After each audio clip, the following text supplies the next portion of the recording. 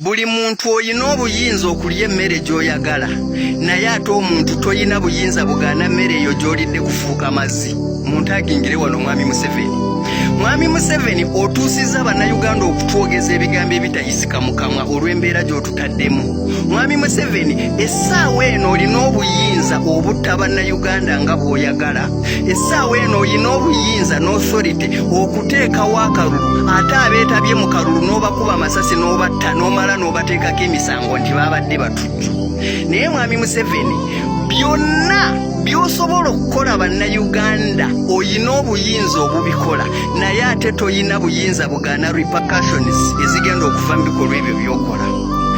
Anyone has power and authority to eat any type of food he wants, but nobody has power to deny that food become feces. Nsaba Mukama ngumye nneme kukabira mu vidiyo eno. Mwami Museveni ebikolwa by'oli mu kukola bannayuganda. Mwami Museveni watta John Bosco Kibalama ne wayitawo akaseera katono n'otta maama wa Kibalama. Omwaka oguwedde nga guggwa watta mukyala Kibalama, kaakati ne taata wa Kibalama wamusse. Naye Kibalama ayina baamulekwa be yaleka. Kaakati ani agenda okulabirira baamulekwa ba Kibalama nga bazadde baamulekwa abo wabatta ne bajjajja abandi basigaziza nabo n'obatta? Ani agenda okulabirira baamulekwa ba Kibalama? Mwami Museveni omuntu ng'oli mu nsi osobola okubeera n'obuyinza obukola buli kimu ky'oyagala. Bayizabwe bino byenjogera tebigenda wa Mwami Museveni yekka, nammwe abali mu kundaba oyina obuyinza obukola buli kintu kyonna ky'oyagala okukola mu nsi naye toyina buyinza ku repercussions ezigenda okuva mu bikolwa ebyo by'okola. Mwe mukole bye mukola byonna nga mubimanyi nti tewali ayina buyinza bugaana repercussions ezigenda okuva mu ebyo ebikolwa byakola.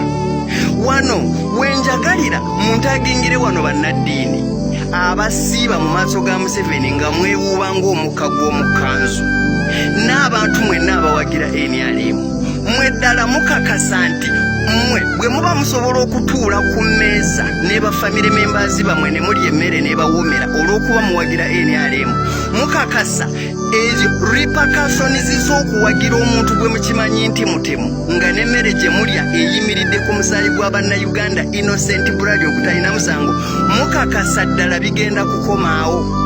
Mwe mulowooza nti Katonda bwe yamala okutonda ensi eno yafa takyaliwo? Mwe mulowooze nti muli bawagizi b'NRM era muli mu kujaganya nti mwawangula naye nga mukimanyi nti mwatta abantu, omuntu gwe muwagira yatta abantu era n'okuwangula tewali yamulonda. Naye kyewuunyisa be bannaddiini abalina okulumirirwa abantu nga nammwe musiiba mu maaso ga Mwami Museveni. Bannaddiini mu ggwanga Uganda nga nammwe musiiba mu maaso ga Mwami Museveni nga mwewuuba bwe muti mulinga omukka gw'omukanzu oba mu ovulo, naye nga mukimanyi nti John Bosco Kibalama yafa n'aleka baamulekwa ne mukazi we n'afa ne bazadde ba Kibalama betwandiyise bajjajja abandisigaziza bumulekwa bwa Kibalama nabo Mwami Museveni yabatta. Naye mmwe abantu ne mugamba nti oyo omuntu atta abantu on daily basis atta bannayuganda, ne mugamba nti omuntu oyo gwe muwagira. Mukakasa ebikolwa ebyo bye mukola eby'okuwagira omuntu gwe mumanyi nti atta abantu, mukakasa waliwo ayinza okugaana repercussions zaabyo ezigenda okujja mu maaso awo very soon or later. Lwe lugero luli lwembageredde. Omuntu wenna osobola okulya emmere naye toyina buyinza bugaana mmere eyo gy'olidde kufuuka mazzi. Mwami Museveni ebikolwa by'okola byonna oyina obuyinza obubikola naye toyina buyinza bugenda kugaana repercussions ezigenda okuva mu bikolwa ebyo.